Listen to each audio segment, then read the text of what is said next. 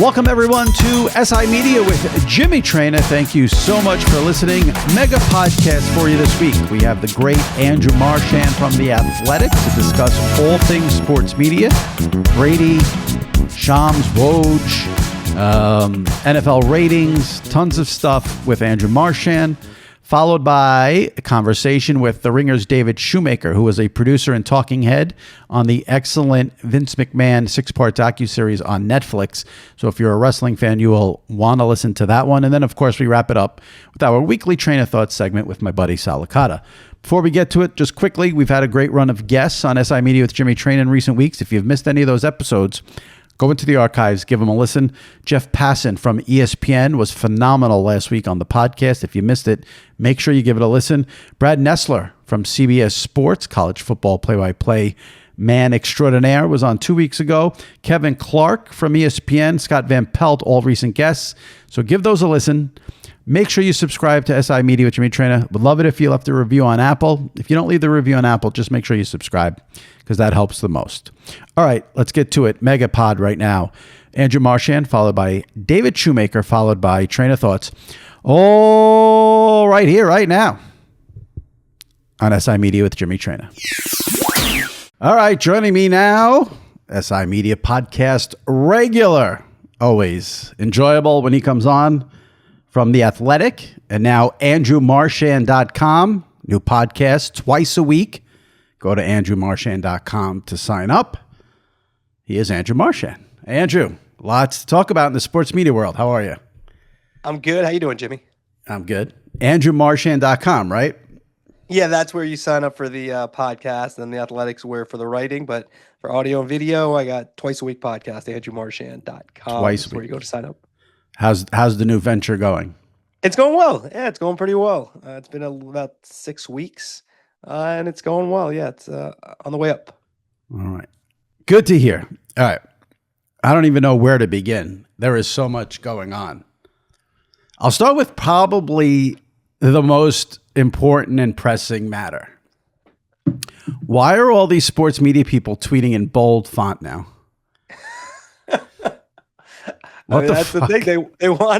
They want their stuff to stick out. That's. I was getting the impression that like all of the people from ESPN don't do their own tweets, and whoever their social media managers are doing it that way for some reason. I don't think so. Oh. You still like Twitter? I mean, no, but do I feel like I need to be on it? Yes. Yeah. Addicted? Probably. Yeah. I feel a little addicted, but hopefully maybe take a little break here. I'd be curious to see if my addiction goes down when that nut job gets rid of the block button. Because I think that's going to be really bad. Yeah, I wouldn't like that. Mute, block. Yeah, you got to be able to do that. But what they're going to allow, the block, you can block people from interacting with you, but they can still see your tweets if you block them. I don't understand the point of that, but it hasn't been. I don't think. I don't know where they would have gone if Elon didn't buy it, but it hasn't really been good. No. All right, I do want to know why everyone's bolding their tweets, though. That was a legitimate question. Yeah, I don't know the answer to that one. All right. Well, you know everything about sports media. I would have looked into it. I didn't know that was a question. I'm sure you would have. I know you're looking into who's going to replace Woj. You had, little information that it could be Jeff Passan. I don't understand why they just don't go hire Shams, but I guess you work for The Athletic and he works for The Athletic, so I don't want to put you in a awkward situation. No, I think Shams. Let's do some stuff here. I think Shams probably right now is most likely. I think Passan. That's not good. It definitely have major discussions on that at the moment. I'd say again, Shams. The Athletic wants to keep him. We love him at The Athletic, so maybe he stays. And then there's NBC's out there as well. So. But I think ESPN right now, I'd say Shams is their top choice. Now, does it happen? We'll see. Shams is NBC's top choice? Is that what you just said? ESPN. I think ESPN will, is like, I think that's where if you were to rank it, when I wrote the story this past weekend, I said Passan or Shams. I'd say more Shams and Passan right now. And in terms of their offer, though, he could stay. And so at the Athletic. And so and NBC has some interest, but I think their interest isn't as I don't know. They're kind of getting back in the NBA a year from now. So how do they look at it? I don't know if they look at it as much as the Athletic or ESPN does in terms of Shams is what he provides. And I'm not saying he couldn't end up there, but it would probably be a combo deal if you were to do NBC. It just seems to me Shams is such the perfect fit because he can do all the TV, and ESPN will put him on every show. He'll break the news. He'll have a podcast. Like, even though ESPN, I guess they're not heavy into the podcast game, but it just seems like such a natural fit. And I know there's this Shams Woj thing, but I almost feel like, in a weird way, the way Woj retired, it was sort of like he knows they're going to hire Shams, and that's the guy they should hire. And it's like, okay, we were rivals. We were friends, then rivals. I'm bowing out. Take the job. It's yours. And I don't know. That's the vibe I got. Yeah, well, I think there's some people at ESPN thought maybe reimagine the position, right? Because, part of it is tweeting out information earlier than other people. And, how much does that serve your place of employment? I think there's more. I think it helps. I think you want to be the place that people look to. Is it worth the 7 Woj was getting, the 9 Schefter gets? That's I hope it is, right, for people who are in the reporting game. But is it worth that? And the thing Shams has done at the Athletic, has been good in terms of the big stories after something happens. Those have been, I think, very well read. And so, with combining with one of our local writers, so that's been a good thing that I'm sure they continue with Shams or without. But I think when you look at it, if you want to do plug and play, Shams seems the obvious choice after Woj. But the idea of Passan, when I first heard it and then reported it out, first I was kind of like, but then when I thought about it a little bit more, you go a little bit deeper into it and you think about, where MLB and ESPN stand, where the NBA and ESPN stands. Passan's a great writer. He's an excellent reporter. If he had Woj and Bobby Marks helping him out to get up to speed, I think if you look at it differently, the position, what do you want in the position, especially as you go direct to consumer, I think there's a case you could make that could be a good choice. But if you wanted the obvious easy, you go after Shams. Yeah, just hire Shams. And then I should mention too, I think Chris Haynes is out there too. So Chris Haynes is somebody to watch as well, who was at TNT Sports. So that's something to watch as well. It does seem like Shams would probably get the most money out of anyone they would bring in. Maybe they'd have to increase I don't think it's going to be Woj money. Right. He's only 30. So, that's something that would be interesting to see where that ends up. You kind of screwed me last week because I had Passan on the podcast and he was phenomenal. I thought it was one of the best podcasts. And then you break this news like a couple of days after. So thanks for that. Yeah, you're welcome. But, it's kind of interesting. I tried to get Passan on my podcast, but I knew he was doing your podcast. And I was looking at, I ended up having Ramona Shelburne, who was amazing with Kobe stories and Woj stories. But I was looking at both those people and a couple others, in light of the Woj retirement. So back at you. So when you were trying to get Passan, did you know that he was in play for the NBA insider role? No, at that point I did not. Okay. All right. Yeah. He was really good on the pod. Yeah. Yeah, he's good. He's good on air. So, that's why does, did ESPN want more? They don't really, at the moment, their baseball is on TV, but they don't really do much baseball on TV. It's definitely NFL, college football, NBA, probably maybe NBA second, but those are the 3. So a lot of the focus is on the Woj retirement and who's going to replace Woj, as we just sort of laid it out. But to me, a very under the radar story right now is here we are. We're taping this October 2nd. Pod comes out October 3rd. We're not far away from the NBA being here. What is ESPN going to do for a lead analyst with JJ Redick out and obviously their ridiculous decision to fire Jeff Van Gundy? They are now left analyst-less. unless they just use Doris solo with Mike Breen. Yeah, so I reported in The Athletic, and I think this is where it's going to be. I think they're going to probably go into the season with Breen and Doris as the lead team, and then with the idea of perhaps and maybe probably adding a third person. Grant Hill is someone who's high on their list externally, who's at TNT Sports, does NBA TV, does the NCAA tournament, the Final Four, and so he's someone they like a lot. A little bit complicated because he's under contract, but he's one. Internally, Richard Jefferson is, an obvious one who, could move in on that third team or as a third person of that first team.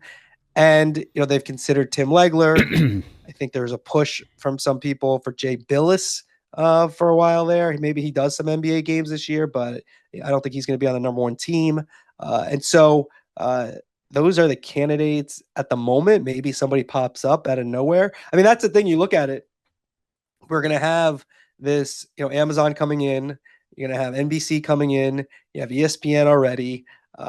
You have all these, it kind of that movement that you get when you have these new entities. The one thing with the NBA, though, is that, the game analysts, there's not as many game analysts, right? If for some reason the NFL changed hands in a weird way, like the packages, they went to different networks or platforms, I think it would probably be that same handful of people as the number one analysts. It wouldn't be, and maybe there'd be one person different, but I think it would still be the Aikmans, the Olsons, the Bradys, the Romos, the Collinsworths. Those would be the mixture. Again, maybe a Sean McVay comes out, a couple other people, but that probably would be it. NBA, it's not as obvious. I think Reggie Miller is polarizing, but I do think that I'd be surprised if he's not on a number one team come the next round of if TNT does, they're suing the NBA. Let's say TNT doesn't have games. I think Reggie Miller probably ends up someplace. Maybe not, but probably. There is one obvious analyst, but Adam Silver doesn't want him doing the games, basically, and that's Jeff Van Gundy. That's the crazy thing about all this. Yeah, well, they made the decision a year and a half ago or two. What is it now? A year and a half ago, I guess, in June of 23. And yeah, I thought it was a bad decision then. I think Van Gundy to me might be or was the best game analyst in sports. And so that was a shocker. Now he's with the Clippers, and I get it. He's an assistant, but those jobs pay pretty well. I don't think he's coming back. I mean, I'd be a little surprised. I don't think Van Gundy's coming back, but yeah, they had something good going into negotiations. I don't think Adam Silver said you got to get rid of these guys, but I do think that ESPN knew that they weren't, especially Van Gundy wasn't popular in the league offices for criticizing refs. And so I think there were some strategic, reasons for that. And it hasn't worked out. Right. First with Doc, and then with JJ Redick. And so that's why they're in the situation that they're in. So your stance is when the season starts, ESPN won't have a third lead analyst or second lead analyst with Breen and Doris yet. You think it happens during the season? Yes. Okay. Yes. Interesting. That's very interesting. You mentioned with the NFL announcers, Collinsworth, so I'll transition to that. You broke the news, of course, that he's going to resign with NBC. When I saw the news right away, all I could think about was Greg Olsen and what this means for him. What does this mean for him? Obviously not good. That was a spot that, he could have perhaps got. There was a feeling that when NBC brought in Drew Brees, that Collinsworth does the Super Bowl, Drew Brees gets up to form, and then he replaces him after and goes to the next cycle for the next Super Bowl. That was Brees was one and done. And so Collinsworth hangs on and now will be the voice of Sunday Night Football in terms of on the analyst side, along with Mike Tirico through this decade. And so, Olsen, that's not good for him. I still think look, this is what I've said this a number of times.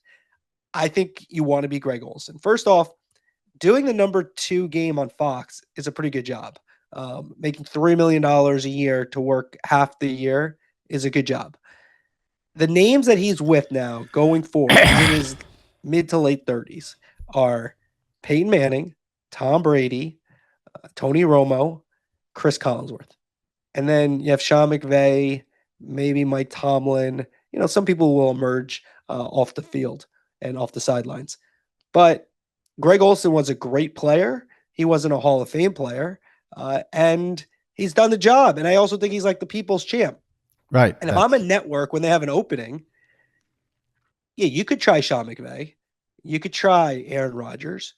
But they probably will cost you slightly more than Greg Olsen. Greg Olsen's going to cost you a good amount of money, but I would think if I were him, I'd be slightly less than those guys because you don't have the name that they do, but you know what you're getting. It's like a guaranteed spot. Now, advertisers, do they want the bigger name?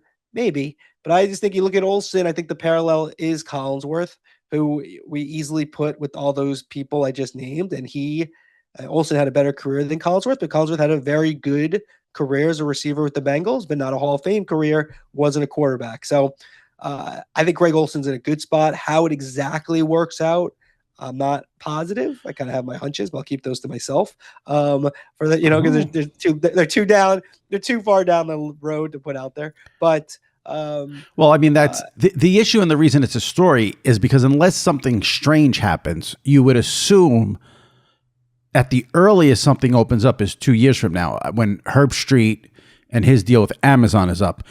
Obviously, no one knows what the deal is with Brady because I know everyone seems to think he's not doing 10 years, but he might do 5 years, so that's not good for Greg. Romo, you're the one who broke that story when he re-signed for 10 more years at CBS for that monster money that sort of caused all the changes. And I don't know, unless Troy gets tired of doing it, I know they signed 3-year deals, I think, but you would think ESPN's going to do everything to bring him back unless Troy just doesn't want to do it. So the issue is it's just the log jam. That's the issue for Greg Olsen. And I thought Herb Street had a 3-year deal. When he was on the pod a month ago, he said 5-year deal. So now it's at the earliest Olsen can get a number one job unless something crazy happens is 2 years. Would you at least, or do you think something could happen before 2 years? I just think things happen. Like that part you can't predict. Like I think things happen. Right. Number one. Number two, you mentioned Brady, right? Again, he might do it for 10 years. It's a lot of money. He seems to be enjoying it. He hasn't been great so far. He has a Super Bowl at the end of the year. If I said to you 1 and done or 10 years, which would you bet? 10 years. I don't think well, 2 things. I think it's a ridiculous conversation to have after he's called 4 games in his career. But I would say this. 1 and done, maybe this is a little strong, but it's almost like admitting either he made a mistake or failure. That is not in Tom Brady's DNA. And I also think he's got listen, if at the end of the season and when that Super Bowl is over, he thinks, okay, I hated doing that. Okay, but I don't get that impression. And just from talking to people, he's into it. He is into it. He's enjoying it. Now, if you tell me 3 years and done or 10 years, then I would say the 3. I don't think 1 would shock me. Fair enough. But let's just say it was 3. If I'm Greg Olsen, I'm patient and I do that. And also Greg Olsen, the other thing about it, if he wants to coach or do something like that, there's no reason why he can't go coach, then come back to broadcasting. Like I guess my point is 2 things. Number one, anybody who gets on Fox is crazy on that, right? They took the chance on Olsen, right? They gave him the number 2 spot off the field. Right. I agree. They developed him as a player. He did games. He did it too. Like they together. They worked lockstep. They developed him. He was able to become one of the top analysts and had a great Super Bowl. But they have to get some credit for doing that. Now, did they have to do Brady? No, but they did Brady before they knew Olsen would be the number 1. And, like why that happened and, spend all that money. Yeah, that's a fair argument. But to act like Fox has done Greg Olsen wrong if you're dealing with the actual facts of how the chronological order of things, I don't think that's fair. Yeah, I agree with you. All right, let me tell you about Underdog Fantasy. We are knee deep in the football season, and that is absolutely wonderful. And so is Underdog Fantasy, where you can win up to 1,000 times your money just by choosing higher or lower on your favorite players' stats, including touchdowns, passing yards, rushing yards, and much more. What I love the most about Underdog, easy to use, never a glitch, smooth, and then boom, lower, higher. Love the concept. Patrick Mahomes, passing yards, 270. Give me lower, win your money. I love the concept. Very straightforward, very simple, and the app is extremely, extremely user-friendly. You can make picks on underdogs, and signing up is even easier. Just head over to Underdog's simply use mobile app or UnderdogFantasy.com. Sign up with the promo code Sports Illustrated, and Underdog will give you a free pick to use on your first cash pick'em entry, plus up to $1,000 in bonus cash when you deposit. That's Underdog Fantasy, promo code Sports Illustrated, to claim your new customer special of a free pick and your deposit offer. You must be 18 or older, 21 or older in Massachusetts and Arizona, 19 or older in Alabama and Nebraska, and present in a state where Underdog Fantasy operates. Terms apply. Void in Colorado. Concerned with your play? Call 1-800-GAMBLER or visit www.ncpgambling.org. In Arizona, 1-800-NEXT-STEP or text NEXT STEP to 53342. If you're in New York, call the 24/7 Hope line at 1-877-8-HOPE-NY or text HOPE-NY. With big wireless providers, what you see is never what you get. Somewhere between the store and your first month's bill, the price you thought you were paying magically skyrockets. With Mint Mobile, you'll never have to worry about gotchas ever again. When Mint Mobile says $15 a month when you purchase a 3-month plan, they mean it. And how refreshing is that? With the fees and taxes that we all get hit with in our cell phone bills, it adds up, and you don't know what you're paying for. But that's not the case with Mint Mobile. Mint Mobile is here to rescue you with premium wireless plans starting at $15 a month. To get this new customer offer and your new 3-month premium wireless plan for just $15 a month, go to mintmobile.com/SI Media. That's mintmobile.com/SI Media. Cut your wireless bill to $15 a month at mintmobile.com/SI Media. $45 upfront payment required, equivalent to $15 a month. New customers on first 3-month plan only. Speeds slower above 40 gigabytes on unlimited plan. Additional taxes and fees and restrictions apply. See Mint Mobile for details. Fox, I wrote this on Monday. When they made the deal, which was $375 million, which you broke, and they made sure to say it's not just to call games. He's an ambassador. Tom's an ambassador. But they've got this like you're Tom Brady. You've won 7 Super Bowls. You know what they got him doing every week on social media? Power rankings. I mean, it's ridiculous. And they have him on the pregame show every week. Yeah. They've got him on the postgame show every week. They created that whole thing this week with the Bears and Baker Mayfield. Baker said what he said. Tom gives the great line about I'm not running a daycare. Then, oh, how convenient. Tom interviews Baker Mayfield. I mean, Fox is milking it for all it's worth. So I think as long as Tom wants to do it, Fox is going to have him. There's no doubt. It's just a matter of if Tom decides this isn't for me. I don't see that happening anytime soon. I think he's got to give it a chance. Well, it's Tom Brady. Right. I mean, it is kind of crazy that he's in the booth. Now, I looked into this. If you look at the great quarterbacks, they almost all have gone into broadcasting, right? John Elway is one who hasn't. But you just start listing great quarterbacks of the modern era. Yeah. They almost all went into broadcasting. So the idea that Tom Brady goes into broadcasting isn't really that far-fetched.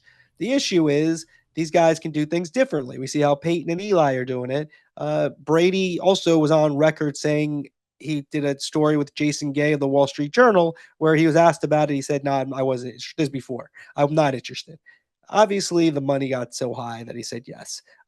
And I think he enjoys it. I think he enjoys the challenge. The question I would say is, having watched all 4 weeks, are the instincts there? right? The thing I've said this a number of times on my podcast and other places.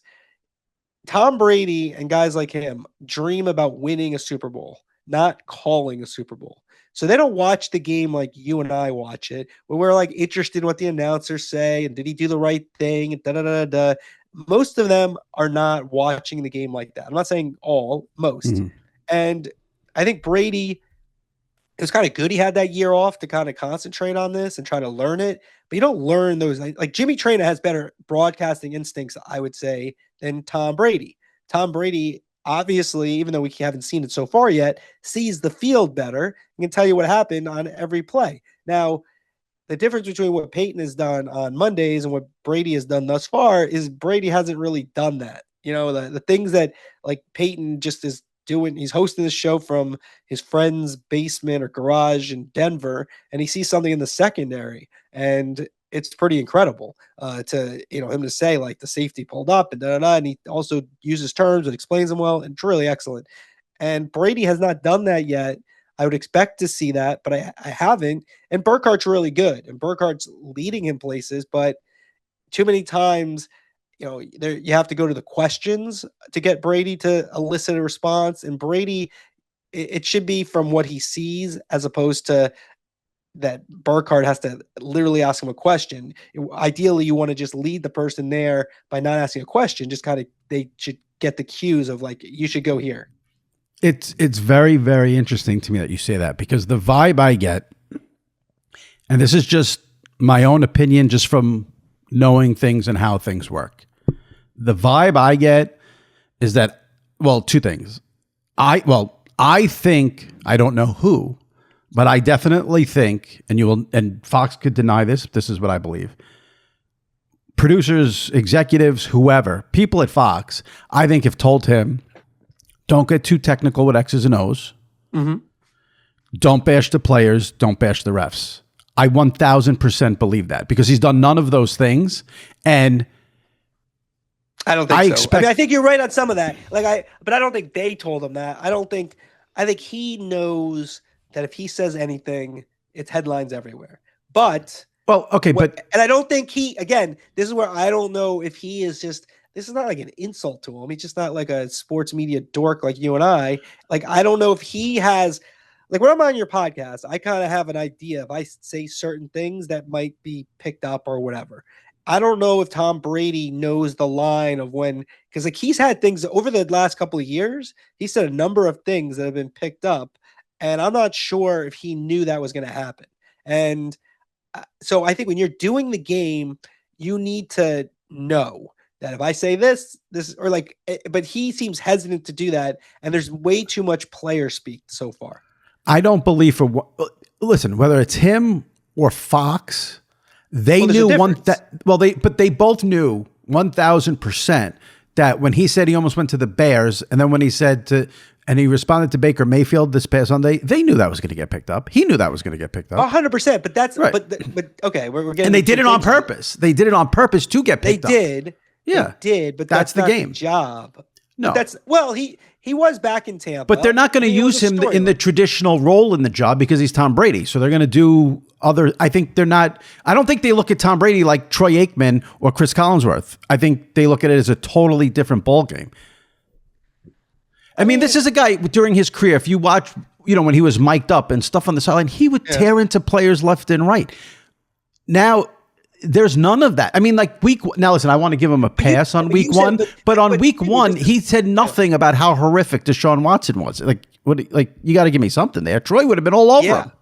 Yeah, and I don't think he thinks Deshaun Watson's that good from what I heard. But I think Fox told him to tone it down. That's what I think. It's like his first year, they want smooth sailing, and I don't think so. I think Brady toned it down. I don't think Fox wants him to be good. They don't want him to tone it down. They want him. I mean, I don't know. Look, he mentioned once about being like Johnny Miller. This is back a year and a half ago. And he definitely hasn't been like that. But if he were, I think people would like that. Yeah. Look, here's the thing that you have to understand about him. And this is, I don't know, like I haven't been around him enough to know. Like obviously I observe him like anybody else who's watched football for the last quarter century. He's in the spotlight, so you have your opinions on him. Does he have that personality that where he's free, right? You got to be free. Like what Romo's best quality, even though like, they're toning him down this year. They tried to tone him down in the Super Bowl, and then he messed up at the end. But overall, toning down Tony Romo is, but his best quality is just kind of being like a fan and kind of being very relatable and being like, you're sitting next to him on your couch. And can Brady do that? Right? I don't know that for sure. Maybe, but yeah. so See, far, that's what you don't I have think, to be exactly like that, though. Right. But that's one of the things that I think he can, and I think Fox is trying to mold him into something. That's my belief. But I also think, listen, I understand that not one human being on the face of the earth is going to have any sympathy for Tom Brady. But I do think it's ridiculous that every week that everyone on the internet has to analyze every single. I mean, it's a little over the top. Okay, game's over. Here's my column on Tom Brady. I mean, I think we're doing it's a little much. Yeah, I only did one column, which was discussed on the podcast every week, except this week we didn't do that much on him. But he's been the big topic each week. I guess, look, I grade a little bit on a curve that first week, but I could argue against doing that, right? He is on the number one team. He is getting paid all this money. He is Tom Brady. He is going to be doing the Super Bowl. So, and they did practice for a year. So you could argue. I grade him on a curve a little bit because come Super Bowl, no curve. The guy's done 4 games. That's my only point. Like, I agree. And that's where Greg Olsen also had a bigger advantage. He did a year with Burkhardt. It's also getting to know each other. I mean, Burkhardt, he's lucky. Burkhardt's a good partner to have because he's going to try to make him better. He's going to care about it. He's going to, he's about making his partners better. Yeah. That's why all these celeb people like him. Yeah. Well, in the 4 weeks, I will say I did not listen to a ton of them this week because I was more into the Chargers. No, it was 1:00. Yeah, I was not. I was watching Green Bay and Minnesota. I was not locked in on the Eagles and the Bucks, so I didn't listen to. I listened to him a little bit, but my thing is I enjoy listening to him because he's Tom Brady. Now he's not doing what you and I maybe want in terms of X's and O's, in terms of criticizing a player, but there is the power of being Tom Brady that I think if you're a football fan draws you in. But now he needs 100%. Yeah. But it needs to be, this is the hat you got to take off. You got to take off that player hat. And you got to put on your analyst hat. Right. And he has not done that yet. Right. There are times when you're watching Burkhardt leads him someplace. And in my head, I'm like, oh, this is going to be good. And it hasn't been. And like, that's where he just needs to tell me. It's pretty simple. When Dak makes a bad throw, he does the Cowboys every week except for this week. When Dak Prescott makes a bad throw, not only say C- throw, tell me why.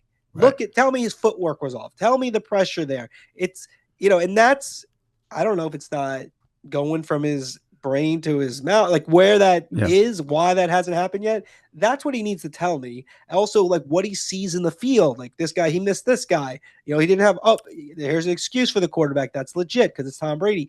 That's what we're missing a little bit. Yeah. But something you said earlier about him trying to not, be too nuanced.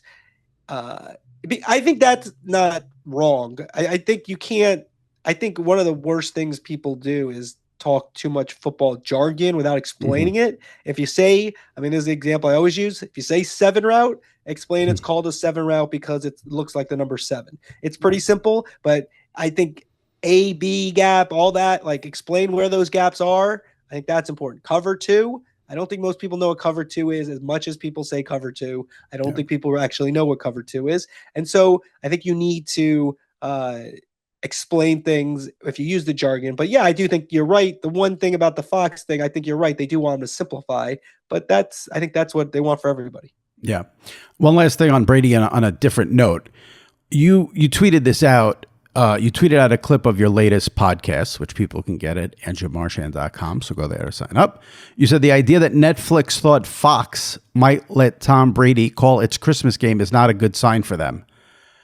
I'll be honest with you. I mean, there's 2 things there. I don't believe that story. We can get into that. But what did you mean by that tweet? Because I didn't fully understand it. Well, I know more than I say there, as often the case. I think it'll probably end up being fine. Right. By the time we get to Christmas Day, they'll have it all figured out. I think that they, first struggled to find a production side. They did a deal with CBS, which I think was very good for CBS. And then now they're working on the announcers. I think what these places want to do is they want to hit home runs, which credit to them. They want to be different.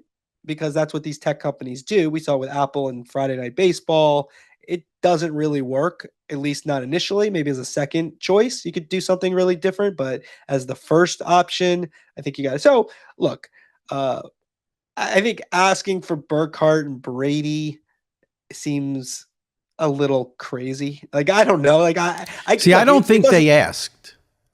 Okay, what do you think happened? Well, two things. So when the story came out, I thought, okay, well, this is weird because when I had Mike North on the podcast, this was back in May, NFL VP of broadcast planning when the schedule came out, and we talked about the Netflix games.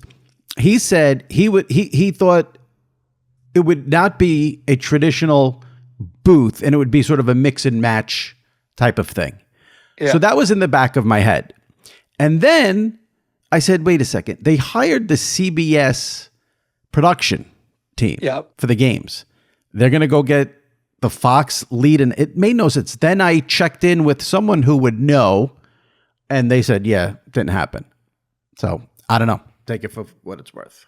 Yeah, my guy. It doesn't make any sense that they would ask for them.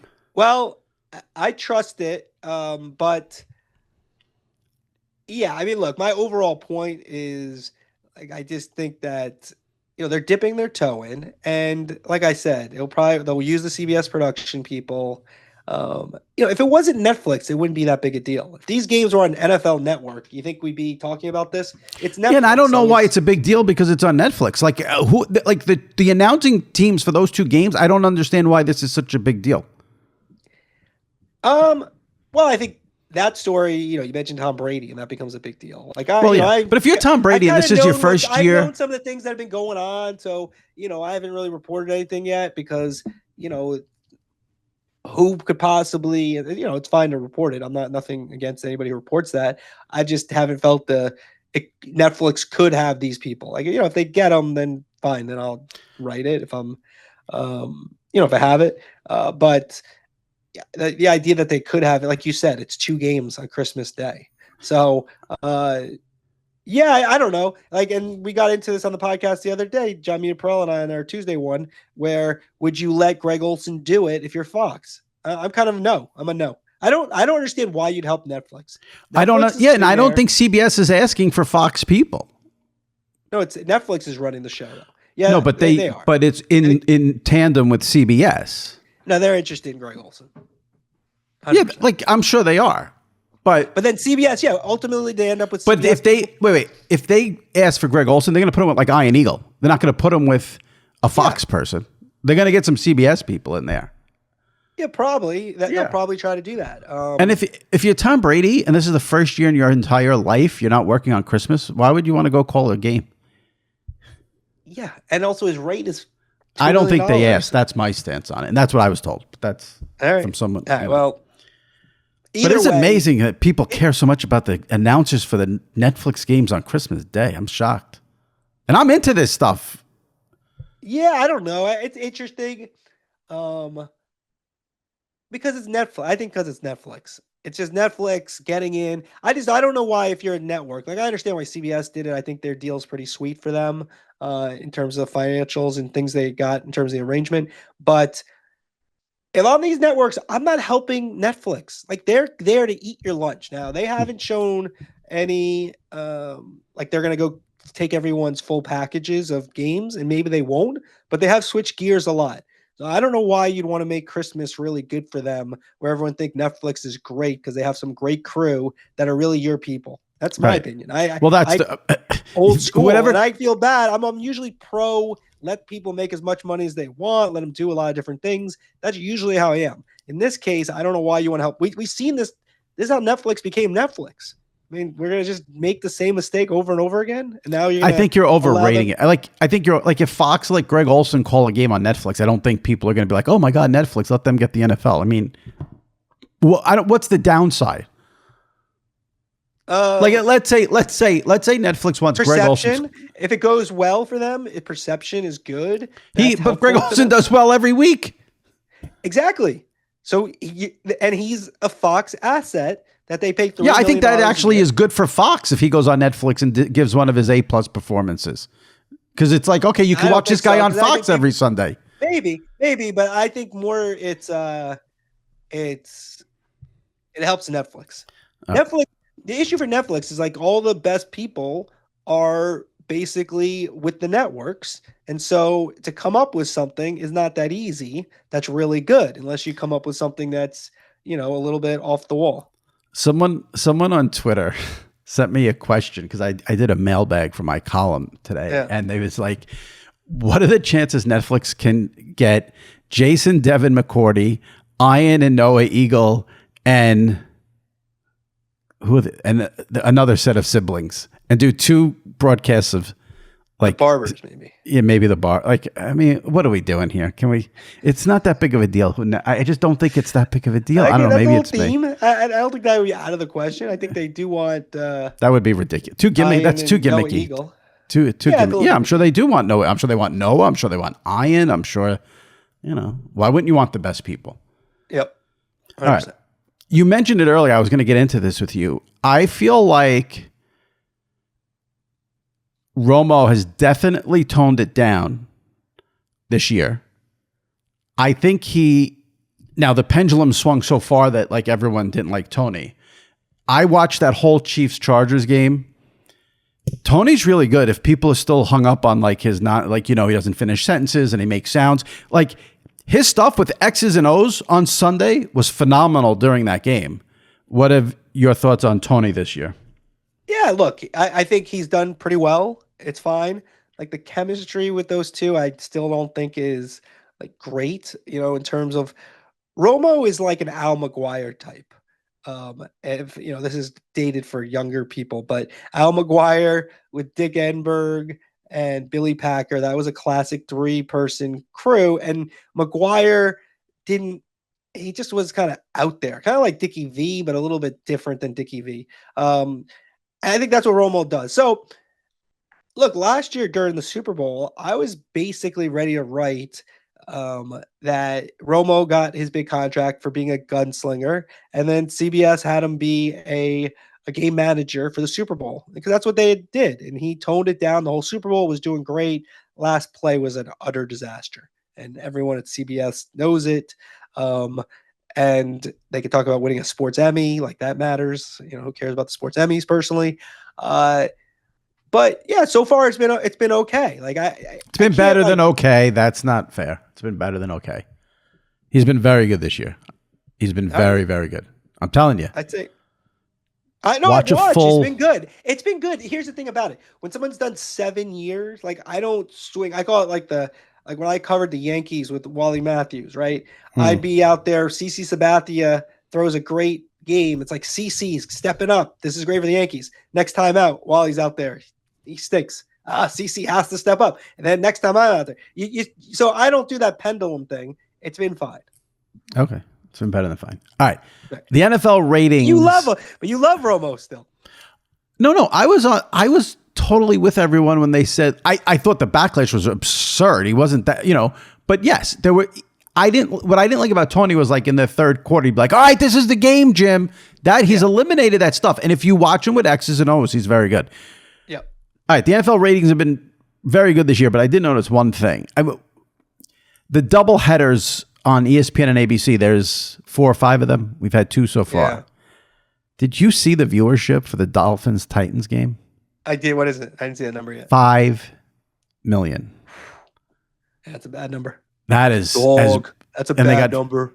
They got 15 for the Lions and Seahawks. That is an alarmingly low number. I mean, it was an awful, awful, awful game. Yes, it was. I mean, there's no reason to watch that game.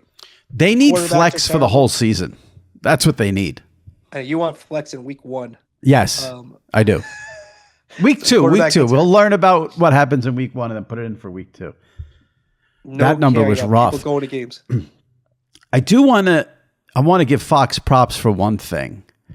I thought the prank that Fox did on Gronk Sunday was really, really good. Oh yeah, I didn't watch it. I saw it. You have to watch it. You have to watch it. It's really, really good because it's Gronk, so it makes it a lot funnier. But if you didn't see it, check it out. They basically did a segment talking about a tight end for the Cowboys coming back from injury who was completely fictional. And did he have no fingers or something? Well, then as they got deeper into the prank, Terry Bradshaw said, and he lost 2 fingers. How do you think that's going to affect him catching the ball? And Gronk's like, well, I don't know. I have 5 fingers. And he's like, no, I have 10. I have 10. I mean, it was real. Like, listen, these pregame shows do the dumbest things on a week in and week out. Yeah. This was really good. This was really good. So I wanted to make sure I mentioned that. All right. Believe it or not, the holiday season is coming and you want to make sure you are in shape and optimizing your health before those days hit. You can fuel up for those days with Factor's no prep, no mess meals. Meet your wellness goals in time for the holiday season thanks to the menu of chef-crafted meals with options like Calorie Smart, Protein Plus, and Keto. Factor's fresh, never frozen meals are dietitian approved and ready to eat in just 2 minutes. So no matter how busy you are, you'll always have time to enjoy nutritious, great tasting meals. With 35 different meals and more than 60 add-ons to choose from every week, you'll always have flavors to explore. You can also keep kitchen time to a minimum. Factor meals are ready in just 2 minutes. No shopping, no prepping, no cooking or cleaning up. Head to factormeals.com/SImedia50 and use code SImedia50 to get 50% off your first box plus 20% off your next month. That's code SImedia50 at factormeals.com/SImedia50 to get 50% off your first box plus 20% off your next month while your subscription is active.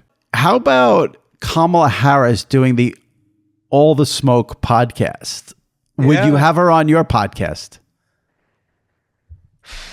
Does she know? What does she know about sports media? I don't know, but I do think...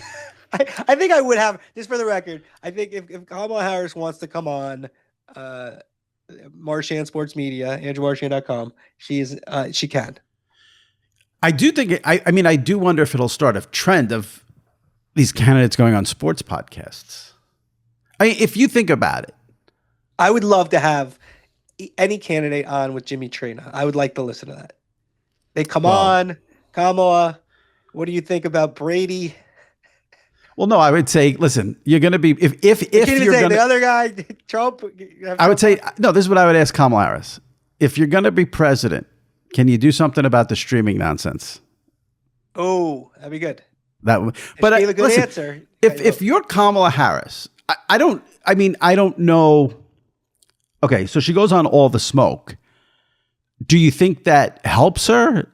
Like, because I'm thinking if you're Kamala Harris and you want to actually maybe sway people, I don't think it's a bad idea to get on some of, if she went on Part of My Take, she'd win over some people, I bet. I agree. No, I think if you come on there and you're relaxed and relatable, they're obviously targeting an audience that they think that show brings in, and that's what you should be doing. Like, I don't know. I will say that I don't want to get into politics. I do. Think me either. How we figure out who we vote for is very odd, right? Yes. Like really, like a debate the other day. I don't know. Does that again? Yes, it's a good forum to hear what people have to say, but does that really tell us if this person will be good at the job? Here's what I find. What I find interesting is if you're a podcast putting on a candidate, are you worried about pissing off some of your listenership? Is it worth? If Kamala Harris if her team went to Part of My Take and said we want to come on, do they have to think long and hard about putting her on because of how many people in their audience it would turn off? That as a podcaster, that's what I find interesting. Because like you said, you would have a candidate on. You're saying so Jimmy Traina might say no to Trump or Harris.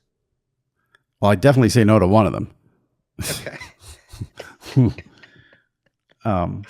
I just think it's an interesting. I want to see if it goes deeper into the sports. If we see Trump on, I don't know. Well, he did. Didn't he? He did an interview with Dave Portnoy last time. Sorry. Yeah, that's true.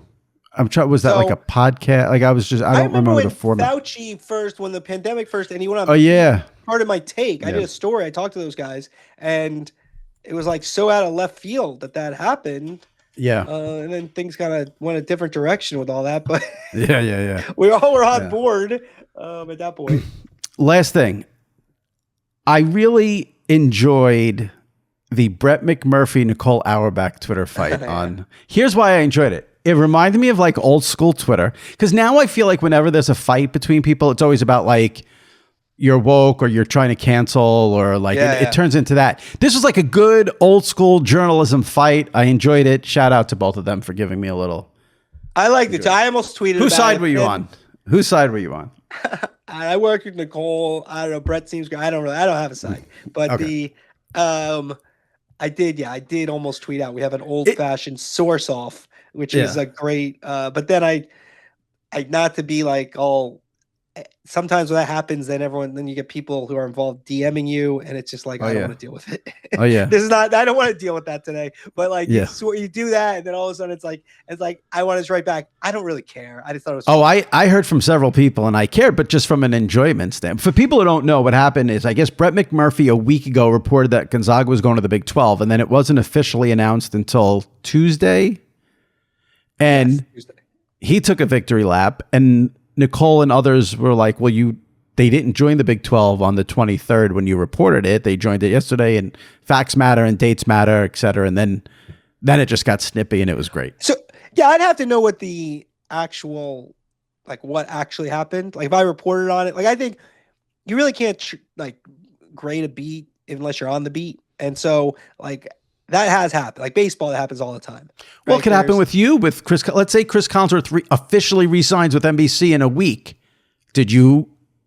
Yeah, I said it was closing in. Yeah. I said closing in. Yeah, somebody can come in. Yeah, that's kind of the difficult thing, because I will say people are much more interested when it's done, as opposed to closing in. And I disagree. Closing in is much more exciting. Really? I don't know. Well, I'm just saying, when you reported the Collinsworth story, that's way more exciting than when NBC sends out a press release in a week. No. But if I could have waited till it was done. Oh, like, I see what you're saying. I got it. If I thought there's a chance nobody else could get this, it's better if I can say this is done, as opposed to no. Well, that's what you always are weighing. Like with the Zach Lowe situation, like I knew that ESPN was going to have other on-air, / big-time writer layoffs. There was only one actually, but like I didn't really talk about it or write about it because strategically that's not in my best interest to alert the rest of the. I mentioned it when I had the Sam Ponder RG3 dismissals that there'd be more, but whatever. So you have to So people like when not that one. Those are like I don't enjoy writing about those. Yeah. But people like when it's like definitive as opposed to closing in, could happen, etc. I didn't mention this. I could have waited on passing. There's one more, like I think things kind of transpired on Monday. I wrote it on the weekend. I didn't feel like waiting on that one. I felt like this is too good a story. I have enough sources that this is in play. Not that it's definitely going to happen, that you got to go. When do you have an ETA on when that will be resolved? Passon or Shams or Chris? The NBA season's coming to the head, so you'd think pretty soon. Yeah, I didn't mention Zach Lowe because I just felt like it was a little old at this point. But like, I don't know. I get everyone wants to just bash ESPN every time they fire someone. I mean, they have their reasons, I guess, and you may not like the direction of this, but like. This is what companies do. I don't want to sound cruel. I mean, it could happen to me, but like Zach Lowe is very, very valuable and very popular, but I just feel like because it's ESPN, the bashing of letting someone go gets doubled. Like it's like, oh, look at ESPN, look at ESPN. Especially if it's someone like Zach Lowe who has like that passionate, a pretty big audience, perfect track record. Yeah, I get it. Yeah, and also like. But the type of writer that he is, like it's sort of like smart. So people get very offended by that. And then they point to the daytime shows and that's what's irritating to me, because one has nothing I mean, even if they do have something to do with each other, it's two different things. And if they think that Pat McAfee is more valuable because he gets billions of hits on his social media clips than Zach Lowe with his writing, like they see the numbers. It's not like they're not making an informed decision. My issue always is this, though, and this is where I understand. I said this on my podcast the other day: is that management changes, economics change, so I Right. understand that, but I Yeah. don't Yeah. like the idea of you gave Zach Lowe excess of 7 figures. Now you decide he does the exact same job. Now you decide, nope, we don't want that anymore. Like, whose fault is that? Like, was he supposed to say no? Well, it does seem like they're trying to reimagine all their NBA stuff right now. So I don't know if that. Yeah, I mean, yeah, we'll see what they do, but yes. Yeah. It's, all right. Well, I appreciate you taking the time. AndrewMarchand.com. New podcast twice a week, Tuesdays and Thursdays. AndrewMarchand.com. Andrew, thank you as always. Yeah, my pleasure. All right. Take it easy. All right. Joining me now, very excited about this, from The Ringer and The Ringer Podcast Network. He's all over the place and has covered wrestling for a very long time. And he is part of the Vince McMahon docuseries on Netflix, Mr. McMahon, David Shoemaker. David, thanks for doing this. How's it going? It's going good, man. Thank you so much for having me. Oh, my pleasure. I watched all 6 episodes, I think the second day it was out. Well, no, I did 4 Wednesday night, 2 Thursday morning. So I wanted to consume it all. So let me just start with you here. You're on the docuseries as a talking head, for lack of a better, I don't know what the exact title is, but you're also a producer, correct? Yeah, I was a consulting producer. I mean, basically, when we started the process, when Bill had I think Bill had already agreed with Netflix to bring on Chris Smith as a director before I was really involved. And then the first thing I did in any sort of official capacity was just, meet Chris and just talk about wrestling for a couple hours, just to sort of like try to get him in the headspace. Part of what makes it, I think, so effective is that he comes in as an outsider. But there is just, to be able to hit the ground running, you needed a little backup. So that's how I started. And then as the production went on, I hung around. I was there. I went on some of the shoots with some of the wrestlers and other figures, and just kind of helped give background. Was in on the production meetings and on the on the process of Chris did all the interviews, but I was sometimes there in the back of the room to wave a flag if I thought somebody was just totally making something up, that sort of thing. So, consultant. That's what we landed on. You must have been waving that flag a lot when Vince was talking. When Vince was talking, Hulk Hogan in the documentary says that it's impossible to get the real story out of anybody involved, and that was when he said that was one of the all-time gratifying moments for me, because that's what I'd been saying over and over again to everybody working on the movie, and then Hulk Hogan just sat down and said the thing, and I was just like, there you go, okay, thank you. So it's interesting.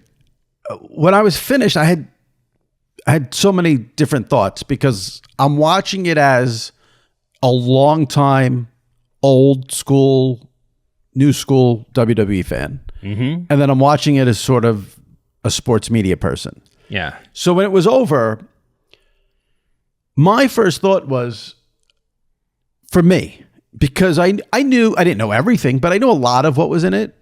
This was a psychological story about, to me, a man who is completely detached from reality. Mm-hmm. Has done horrific things. I guess I'm supposed to say allegedly, but I believe most of them. But with the caveat being this insane childhood where he did not meet his father until he was 12 years old and was abused by his stepfather and mother. Mm-hmm. So I guess, could you describe what the challenge was like? Because of, I feel like it's 2 different things. You have that psychological aspect of it, and then you have the history of the WWE, which there is no bigger or more important person than him. Was it difficult to sort of get it all in? Yeah, absolutely. I mean, it was 6 episodes, 6-hour-long episodes. It could have easily been 10 with just the material that we had. And if this were going to be, as a wrestling nerd, if it had everything that I would have wanted to hear in it, it probably could have been, 100 hours long. Right. The list of the list of interviews that we didn't do just out of expediency. By the time we got to, the back half of the list, we already had 20 hours worth of documentary. You know, I mean, there's just, and we you know, there are a lot of decisions were made above my pay grade, but it was really hard. And the story itself, like you said, I mean, just to tell the story, you know, people like, you know, you said you knew a lot of this stuff. There have been some wrestling fans that said they knew most or all of it. But to get to the part, to be able to tell the story so that anybody could watch it takes so much time. And to get through that in interviews takes so much time, you know, to get to, I mean, and I didn't do the interviewing, but I could just watch him do it. I mean, to build the trust and the confidence to engage in these interviews, to get through the nuts and bolts before you get to the, you know, darker stuff or the more interesting, controversial stuff. It's a long road, you know. The vibe I got is that Vince is just, he's not going to go there, and he's not going to give you anything on the childhood trauma. Like he mentioned it, but he mentioned it in such a blasé way that it was bizarre to me. You know, didn't meet his biological father till he was 12, and then even then did not seem like any kind of loving, caring relationship. And it's like, okay, it clearly got passed down to Shane, who becomes the most sympathetic figure in the whole doc, in my opinion. Am I accurate in saying he just wasn't going to give you anything on that? Or did you guys make a decision to not dig deeper into that? No, I mean, listen, it was very hard to penetrate. And again, this is me just standing literally in like the back corner of a room while this is in a dark room, you know, while these interviews are going on. You know, they ask the questions over and over again, you know, and what you saw was one of those and sometimes two of those, but he was sort of impenetrable. And I should also say that when all the allegations, as you said, all this stuff came out about Vince, we still had like 2 interviews to go at least, you know, and not only with Vince, you know, scheduled. And not only did he not come back to face the music in terms of, you know, the charges that had been, you know, the accusations that had been leveled, you know, there still would have, you know, there were still a lot of places that we wanted to go in the interview that we never got to, you know, and this sort of, you know how it is. You do interviews. You ask the same question. You ask a question, they don't answer. You ask it. You find a different way. Maybe you find a third way, and then you say, okay, let's get back to this later in the interview because clearly this is just a stalemate. Did he let you guys know he wasn't going to do the last 2 interviews, or did he just not show up? I don't know the mechanics of that. I mean, I know there was, I mean, I feel like there were certainly times after the allegations came out where it seemed hopeful, but I don't know what his communication was. It was never very good. Yeah. That was my other takeaway from it when it was over was I couldn't imagine how difficult it must have been for you guys to do this doc, which when you start it is sort of the history of pro wrestling, the WWE, Vince McMahon, and this juggernaut that is pro wrestling. I mean, the money it has made then and now is off the charts. Yeah. And then you're hit with this unbelievable curveball with this lawsuit by Janelle Grant, who alleges horrific things from sexual abuse to sexual trafficking. When that lawsuit comes out, was it a complete shock to you guys? And then what was sort of like scramble mode like when that happened for you guys? Well, yeah, of course it was a shock. I mean, when the first allegations came, when the first Wall Street Journal story broke, nobody outside of a couple people on WWE's board, I guess, knew that was coming. And so yeah, it was a huge shock to us. I mean, it was the process of producing the film just had been taken really, you know, was taking a long time, right? There's a lot of interviews to do. You're working around Vince's schedule and everything else. And I think that they were in the process of editing it, you know, shaping it into the final form when the allegations came out. And of course, at that point, you just kind of throw everything out the window and figure it out. It obviously WWE was a producer in the original organization of the film, and they're not now. It was obviously just impossible to produce that with their, you know, I mean, with Vince being so close to the company. And so everything was just sort of up in the air. But there was never a point where the documentary wasn't getting made. I mean, thankfully we had Chris Smith and his team and Netflix, you know, backing it the whole way. And it was, you know, everybody was convinced that this was a story that needed to be told even before the allegations came out. And then at that point, it was even more necessary.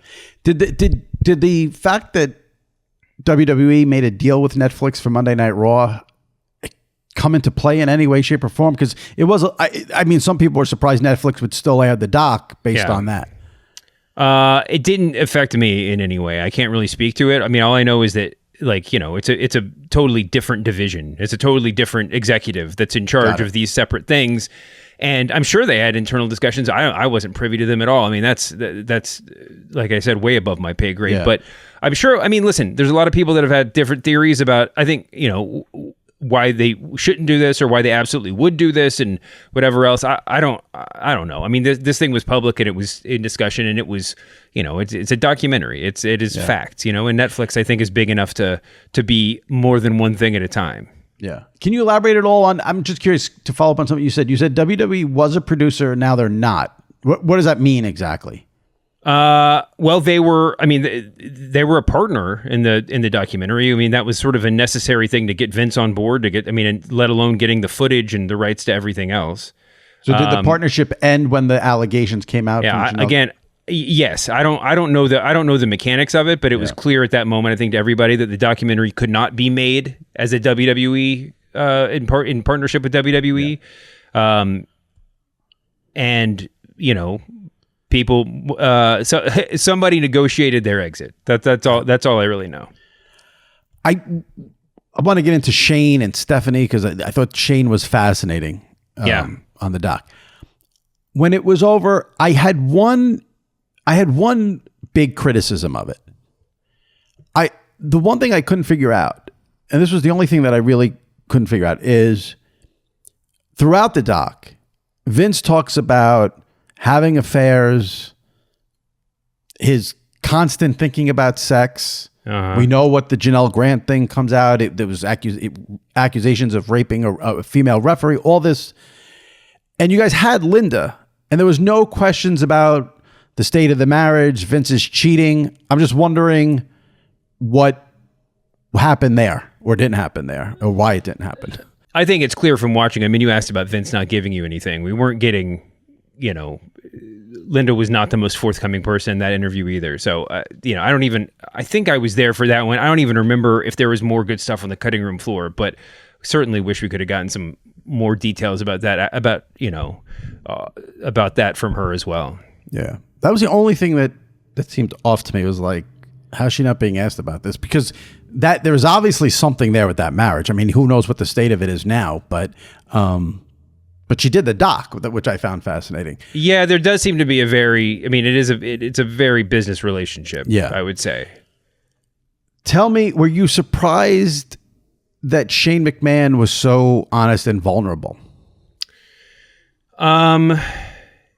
Yeah, I think I was. Partly because in my impression of him from afar, that's not, you know, that hasn't been my read on him.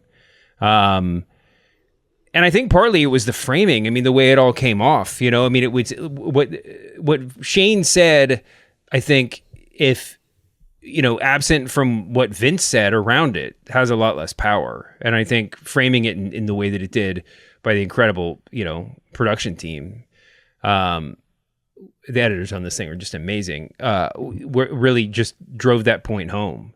Yeah. There's a lot of talk in all the interviews that they did about Succession, well, literally, and also the parallels to the TV show. Yeah. And I think at one point someone asked Vince if he'd seen it, and he was like, "Why does everybody keep saying I should watch that show?" And that was that. But yeah, I mean, I think that it really surprised me too. I mean, I'd seen the Raw Shane interview, but it wasn't until I really started seeing final cuts that I felt the kind of gravity of it. He certainly did come off as the hero in that. I mean, not the hero, as the sort of, you know, the guy you're rooting for and all that. Stephanie, on the other, well, go ahead. No, I was just going to say, he came off as sane and rational, which, considering who his father is, was surprising. Yeah. I always get like updates. People will text me, "Oh my God, I saw so-and-so wrestler. I saw so-and-so wrestler." The Shane McMahon updates are always like, "I saw Shane on the subway. I saw Shane at the Whole Foods." You know, like you hear different stuff, but it, you know, he does seem like remarkably together for everything that he had to go through in that company, with that family. Yeah. You were going to say something about Stephanie? I was just going to say, of all the people in the documentary, Stephanie was the one who I really wish we had gotten a later interview with, because that interview was one of the earliest ones we did. I mean, as you can maybe tell, she's sitting in her office in the old Titan Towers, which is no longer anyone's office, and certainly not Stephanie's, because she's no longer with the company. I mean, she left the company twice, came back once, and is now fully gone from it in the span of the time that we were working on the film. And her current relationship with her father is only the stuff of sort of rumor and innuendo. I wish that we got a more clear-eyed, post allegation conversation with her that could have been on film. Yeah, I think now that's where the wrestling fan in me was the Stephanie thing of her leaving the company once Vince came back from the first retirement. And I thought the way you guys did it was brilliant, where you have all these, Vince basically shitting on the concept of retirement. And he says, go die if you're going to retire. Yeah. And then you show the tweet, at 77, it's time for me to retire. I mean, you can tell what the situation is there. Her leaving when he came back, it is what the current family dynamic is. I mean, do these people have like Sunday dinners? Are they together on holidays with Vince and Stephanie and Paul Levesque? I mean, it is unbelievable. I mean, you could do another doc based on that. Yeah, it's absolutely true. I mean, we just don't know, and maybe we'll get a season 2 and we can figure all this stuff out. But the Stephanie point is, I think, really important. I mean, she left the company after Vince came back, and this is pretty close time-wise to her walking out and leading a "Thank You Vince" chant at his, live on television on SmackDown after his first retirement. So, I mean, whatever happened, whatever change, in mindset happened with her, and who knows, I think is incredibly intriguing. Yeah. In terms of the wrestling, there were some really, like I said, I knew a lot, didn't know everything, and the stuff I learned I was really into. The fact that Vince, before sort of hooking up with Hulk Hogan and creating Hulkamania and making it Hulk Hogan's company and creating this money machine, thought about Dusty Rhodes in that spot.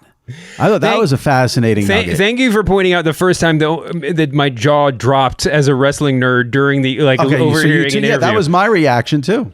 That was one, and we were like, we fought and clawed to keep that in the final cut, because I was like, that's one of the tiny things that's important. But I mean, and Vince just, I mean, that Vince was willing and eager to say it. There was some other stuff from those early days that was on the cutting room floor. Bill had asked me in a previous, when I talked with him on his podcast about what I missed it. I mean, what thing that we had to edit out that I regretted being out the most, and I forgot until I rewatched it the most recent time.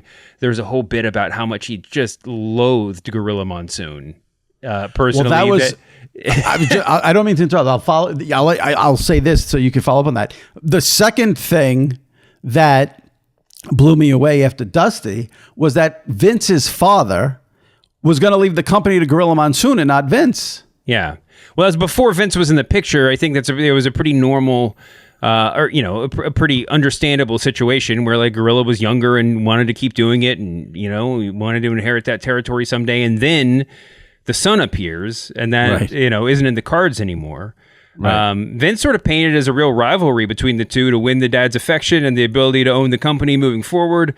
And in Vince's telling, I think he got a great satisfaction, not just from buying the company instead of Gorilla, but in being Gorilla Monsoon's boss moving forward. That was the real victory. And as you can see, that repeats over and over again in his career.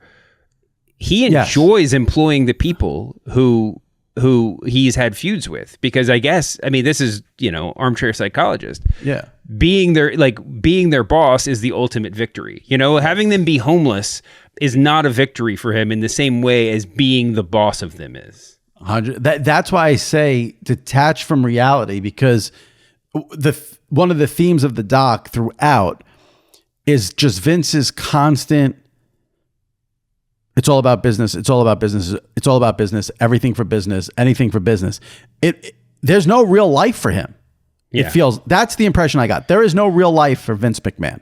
And that's what makes it impossible, really, to do a documentary that's just about Vince and not about the history of the WWE under his control. You know, I mean, this is a man that famously sleeps 3 hours a night, you know, and gets up and starts working again. I mean, this is a man who in our, you know, we talk to the writers, all the rumors you hear are true. You know, it's like the writers meeting's supposed to happen at noon. And so everybody has to be there with their, you know, Sunday best on, ready to go at noon, but we all know it's not going to start until 8 p.m. at the earliest, you know? Right. And that's, so it's this sort of waiting game. And we did that. That was our production process too.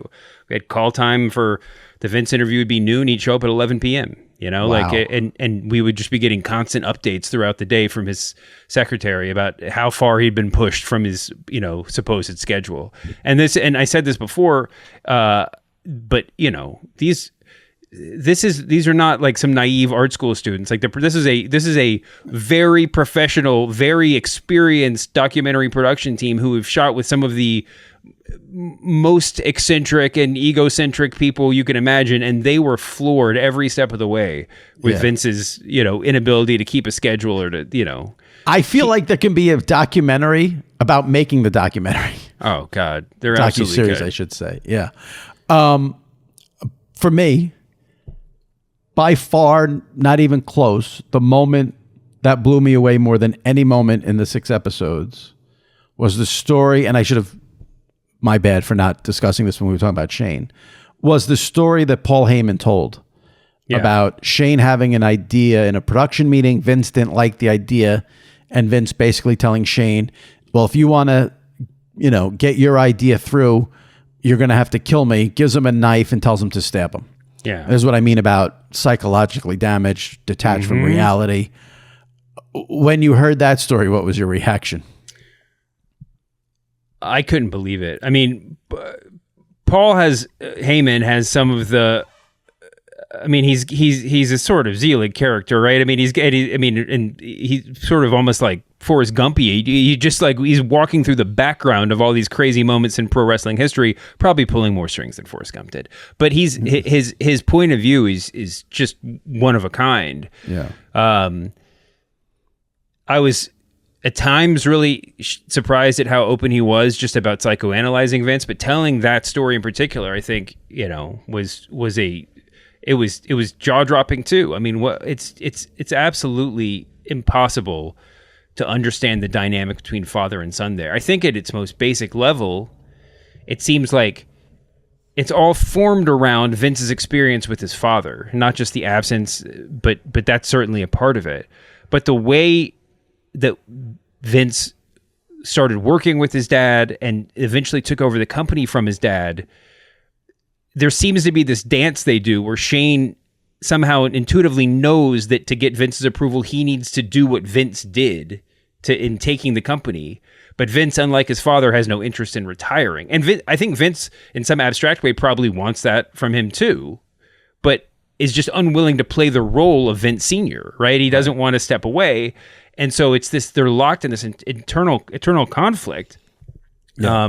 And it's, I mean, now neither of them are with the company. Yeah. When I finished the part 6 of the docuseries, I said to myself, we are never, ever, ever going to get to know the real Vince McMahon. No. And then I said to myself, actually, that probably was the real, everything we saw there was the real Vince McMahon. You have to, the man is just psychologically broken. That's me speaking, not David. That's what I took out of it. And just, that was sort of how I summed it up. I don't think, I agree. I mean, I'm not sure that he would be capable about being more honest than he was about himself. Right. Interesting. I'm not sure that he's ever had any reason to be that introspective about it. And certainly his reluctance to talk about himself, both in this documentary, but historically also, is, you know, an escape from actually having to deal with the content of what he would have to talk about and reliving the memories and everything else. Because for as much as he says he doesn't like to dwell in the past, he His whole life is about the past because he puts him he puts things in the storylines and. Yeah, his whole life is a tribute to the past in a lot of ways. Yeah. He says he doesn't want to be in. He doesn't like pro wrestling. He always wanted it to be something bigger. But every time he tried to make something else, it failed. Right? I mean, and he sort of. It seemed like in just trying to escape pro wrestling. I mean, escape is the big theme, right? Escaping the trailer park, escaping his father's shadow, escaping the strictures of pro wrestling. It never worked out for him. You can't outrun the past, but that's a lesson that I don't think he ever really learned. I mean, I think that you're right. I think that there's a lot more of Vince's psychology to mine, but I don't know that you're capable. I mean, if we got 50 more hours of interviews with him, or the editors, I'm sure, could have pieced together a more in-depth psychological profile, but I don't think he would have given us anything that he realized was deeper in any sort of way. That was my takeaway from it. A couple of random quick ones. Just before I wrap it up, anybody you guys didn't get who you really wanted to get as a talking head on it?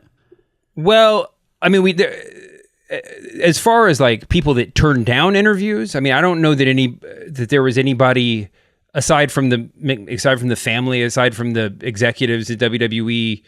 I mean, I wanted to get Kevin Dunn early on just because I thought it'd be a get, like it would be the first time he was really on camera talking about any of this stuff. Yeah. And obviously he spent a lot of time very close with Vince. Right. We would have loved to, I would have loved to see another interview with Shane, with Stephanie, with Triple H after, all the allegations came out. I thought Triple H was very telling in his answers. Like he didn't come out directly and say this is a crazy man, but he sort of said it. I mean, it does seem like you could just see from the way that the videos of them kind of like hobnobbing backstage. It seems like on some level he's operating obviously with a freedom that no one else really has with Vince, right? I mean, he's married into the family and I think he's able to operate well. I mean, in general, in business, in the wrestling business, he seems to operate as a human being in a way that a lot of people don't. Which is that in and of itself, I think, is fascinating. Yeah, his history. There were definitely other people who were on the the list of people I would love to listen if it would have been. If it would have been 6 more episodes, I mean, you would have loved to hear from Jim Ross and Jerry Briscoe and the people that spent a lot of time right next to Vince. Yeah. But we kind of got to a point, I think, I mean, I can't speak for the production team, where like the bases were covered and we were again in the territory of stuff where people say, I've heard that before. So you kind of just have to keep moving. I don't know if you know this or this goes above you, but do you know what reaction has been from inside the WWE current sort of incarnation there without Vince? Are they pissed about the doc? Are they indifferent to the doc? Are they maybe in a way happy that Vince is being exposed because they don't want him ever coming back to the company? Because that's the vibe. I mean, you cover this. The vibe I get from all the wrestlers since Vince has been booted is that they love the Triple H regime and they're so glad that Vince isn't there. So I'm just wondering if you have anything on that. I would be lying to say that I did if I said that I did, but my guess is that they would probably be in general happy to move on from Vince, and if this helps in that process, that's fine. Now at the same time, they're named in some of the lawsuits. Who knows if they're involved in the federal investigation that's going on? So I'm sure as it pertains to the documentary, there's probably some anxiety that something that was in it would be, would be something that would implicate them. But I don't know. I mean, I haven't called and asked, and I think that it's, this is the history of their company. Everything we said was fact, I mean, so I can't imagine that they were too shocked by any of the stuff there. I mean, they probably know, more than we do when we started anyway. And what's really interesting, and you would know this as well as anyone, and the doc sort of gets to this at the very end too.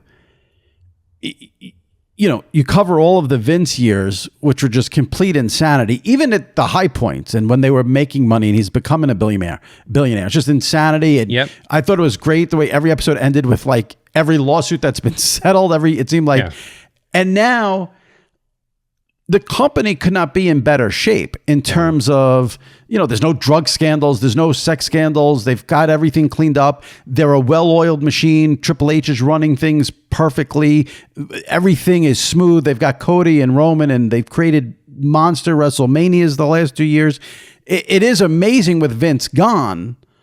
The company is probably in better shape than ever. And, the guy who created it all is gone, and it's just weird, but yeah, I think that in some ways the greatest trick that Vince ever pulled was convincing the world that he was so intrinsic to the WWE product. Now, of course, he was, there are a lot of people who argue that wrestling would have gone national. Somebody would have done what he did, and he never existed. We don't know that. What we know is that he's the one that did it. Yeah. And there are a lot of ways in which he and the psychology, the man that you see in those interviews. I mean, that's sort of necessary, I think, in some ways to the growth. Just the single-mindedness, the inability to accept defeat, to contemplate consequences. Like that's the only way that a business grows.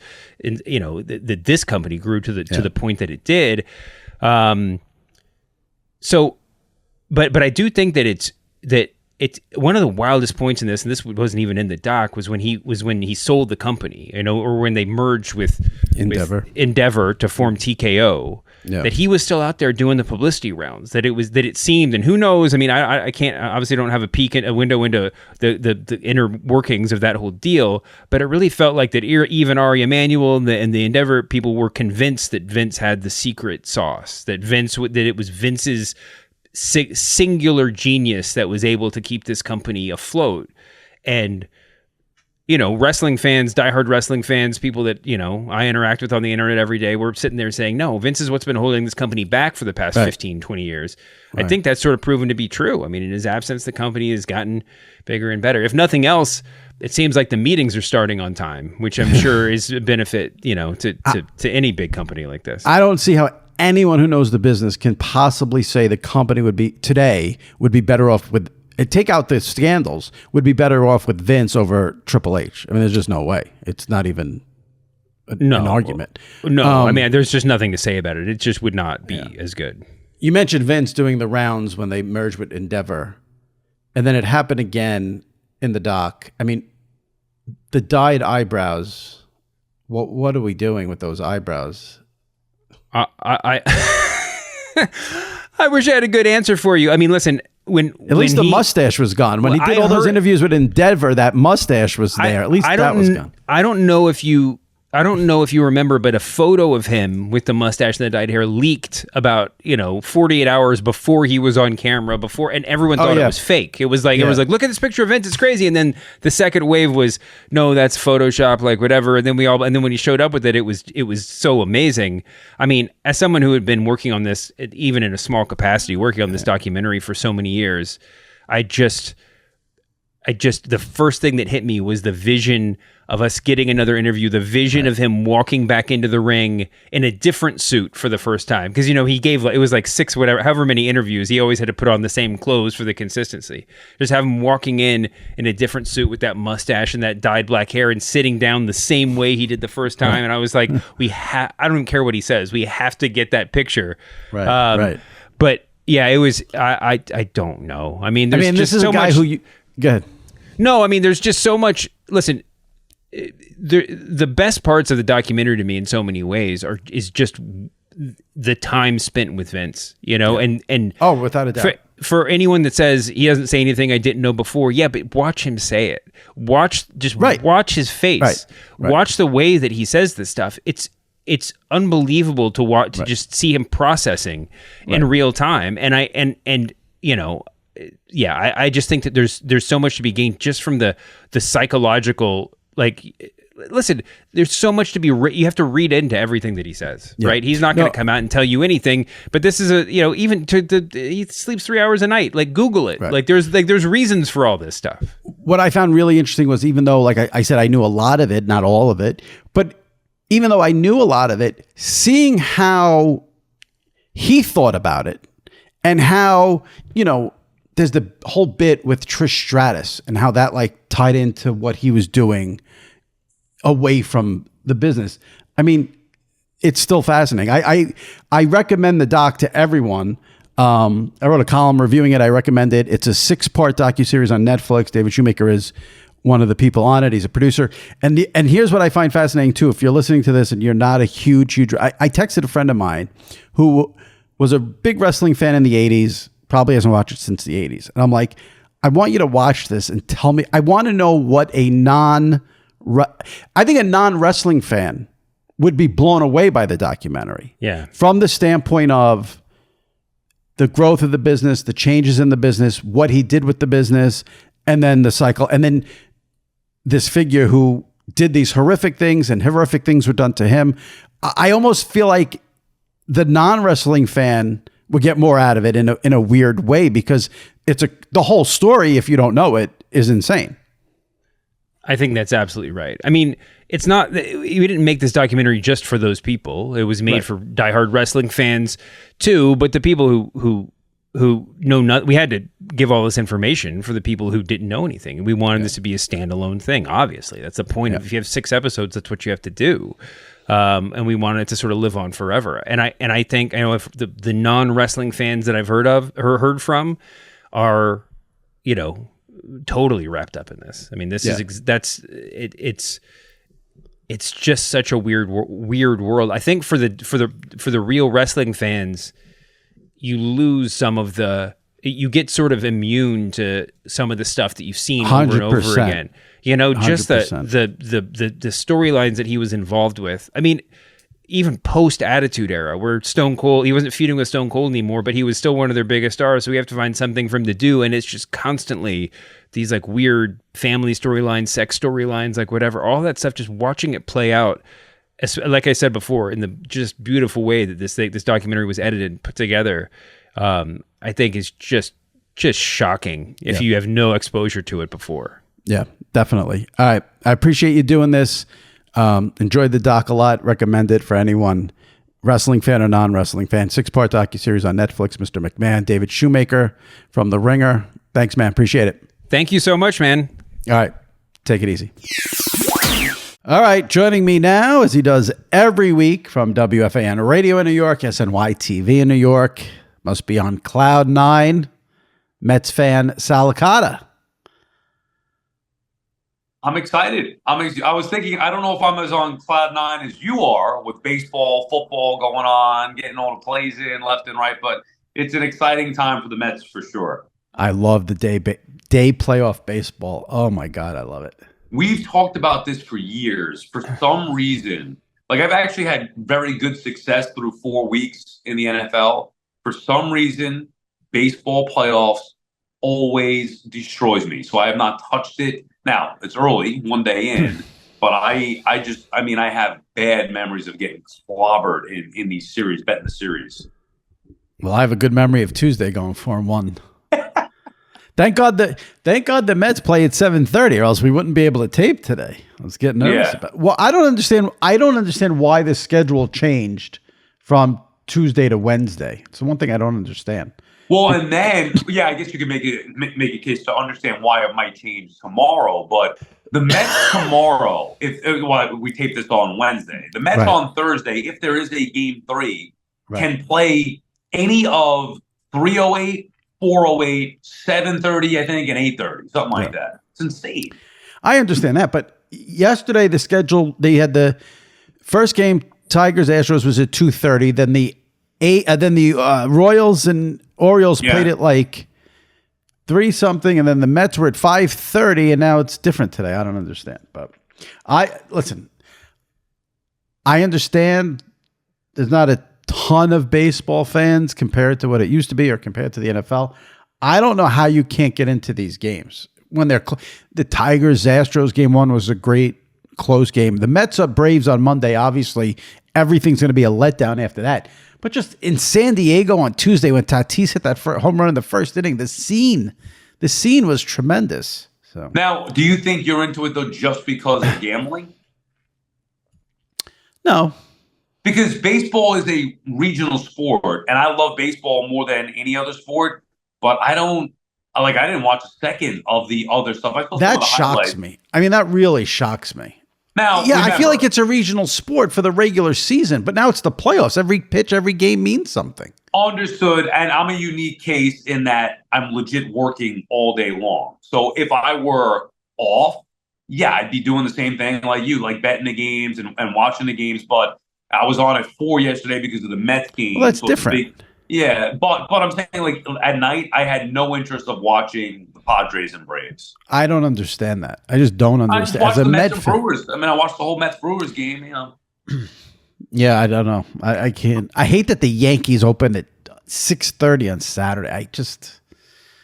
Why couldn't they be Friday? Well, Sunday would be worse, I guess. But I have my annual college football extravaganza where my friends come over at like 10 in the morning. We bet every That's single Saturday? game this Saturday. Yeah, bet every single game. Scream at the TV from noon to 2 in the morning.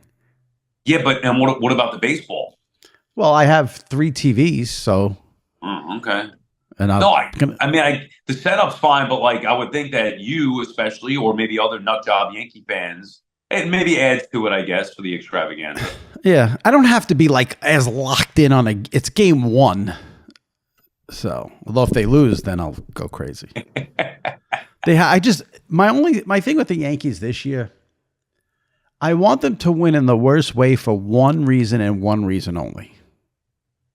Can John, you get John No. and Susan. Oh, okay. No. What? Aaron Judge? Ow, that much? I mean, that would be the obvious answer. I'm surprised. The you guy's get like into the that. best player we've had, and he's not going to win a ring, and then it's going to be, oh, he didn't win the ring. So he needs to win the ring so then people can shut up. What about John's last year with Susan? That does nothing for you?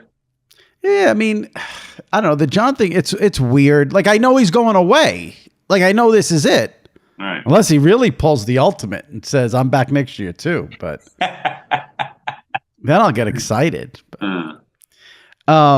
Speaking of watching the games and the times, I can't help but think of you when I see what's going on with the New York Jets this week. Okay. Yeah. So my wife already knows that October, like, we didn't deal with this last year with the Mets and Yankees both in it. Right. This is a different, you can have, if the Mets win a game over the next 2 games in Milwaukee, they are going to play in Philadelphia Saturday 4:08, Sunday 4:08, combined with Yankees 6:30 Saturday game 1, Jets London 9:30, Giants 4:25. That is as loaded as a weekend as you could It possibly really have. is. It really is. What are you going to do? I'm going to watch all the games. I mean, that's, Are there no errands? Are there no assignments? There's no honey-do list. What? Well, I basically had to keep it clear for October. Like, that's as clear as I could, especially early on in October, knowing that was the case. There are certain things, I guess, that could be taking place, but I might not be partaking. All right, so let me play this out. So Saturday 4:08 is the Mets. Yeah. Saturday at 6:30 is the Yankees. Yes. Sunday 9:30 in the morning, Jets Vikings from London. Yes. And then the Giants 4:25 against the Seahawks, I believe. And possibly Mets at 4. This Giant game will be over at halftime. Seattle will be up 28-0 at halftime. Now, so from 4:08 Saturday until, well, then the Yankees play Sunday night, if I'm not mistaken, right? No, Monday game. Oh, right. They gave them off. So yeah, it makes no sense. Right. Okay. So. Yeah, that doesn't make any sense. And then the Mets would play 4:08 Sunday. Okay. So now, are you telling me from 4:08 Saturday until about 8-9 o'clock Sunday, you are out of the picture? Basically, yes. Okay. Well, put it this way. Those games, there are 4 of those games that I need to be absolute locked in. That would be the baseball. So the Mets, Phils, Yankees game 1, Mets, Phils game 2 Sunday, and the Jets in London. That's a huge game, as you know. Jets, Vikings, London 9:30. The Giants, whatever at this point, and it's going to be up against the Mets, so it's going to take a secondary seat. But yeah, I mean, this is a sport. This is not a Costco weekend. I was just going to bring up Costco. That's exactly what I was going to bring up because although we do need water. I don't know what else we need. I know I need water. But this cannot be a Costco run weekend. And I guess if it does, whatever I have to do, it's got to be very early Saturday morning. Very early Saturday morning. All right. Because I have that window Saturday before the Mets start, basically. Oh my God, I can't wait to hear how this falls apart. Now, what's the first game Saturday? Do we know the schedule of the postseason? Because that could be a day where I'd watch whatever the postseason game is before the Mets. 108 Saturday.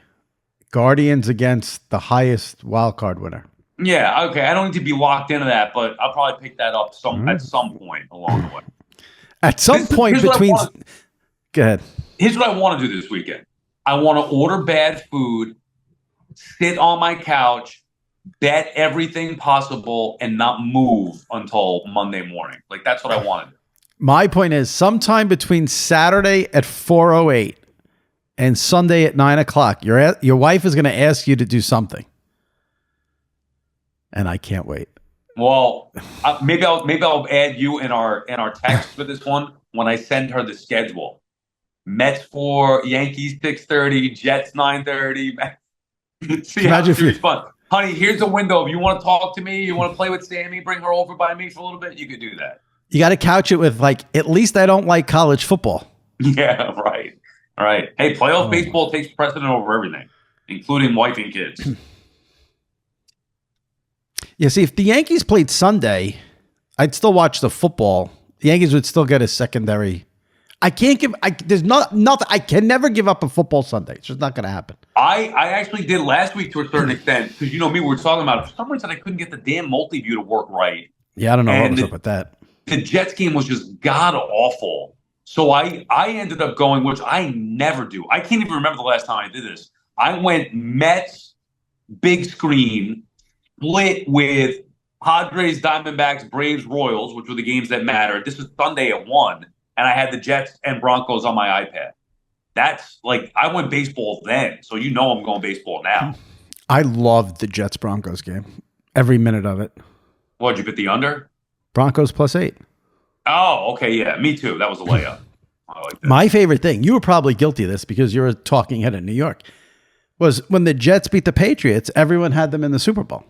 Yeah, no, I was not guilty of that. Everyone was guilty of that. I had the Broncos +8. The Jets haven't. This is what you're right. A lot of people do. The Jets have been all hype, no substance. They haven't earned anything. It was just a reaction off the Patriots. First of all, going into the season, everyone thought New England was a bottom 5 team. They went into that game without 2 starting offensive linemen and their best defensive player. And the Jets won, and people go nuts. Whatever. By the way, and now this weekend could be the opposite, where people are going to bury them, and then nobody's going to give them a chance against the Vikings. Right. But also on that note, when we did our over/under things, I told you 2 teams that I like were Washington and Denver was the other one. Yeah. So Denver's defense, I'm not sold on Denver yet, but Washington is the three best teams to watch on television this season so far, in my opinion, are the Chiefs, Lions, and Commanders. Those are the 3 best teams by far for excitement, plays. The Chiefs are always going to be number 1 if Mahomes is there. That's just for me. I will always have the Chiefs at 1 as long as Mahomes is there because he's doing things no one else does. The Lions and the Commanders are the best teams to watch. Mm-hmm. And bottom 5, I'd put Jacksonville. They're like, Cleveland Raiders last week did not. They did not get a screen. The Giants are getting there. The Panthers, even with Andy Dalton, are not a good watch. The Titans are an awful watch. The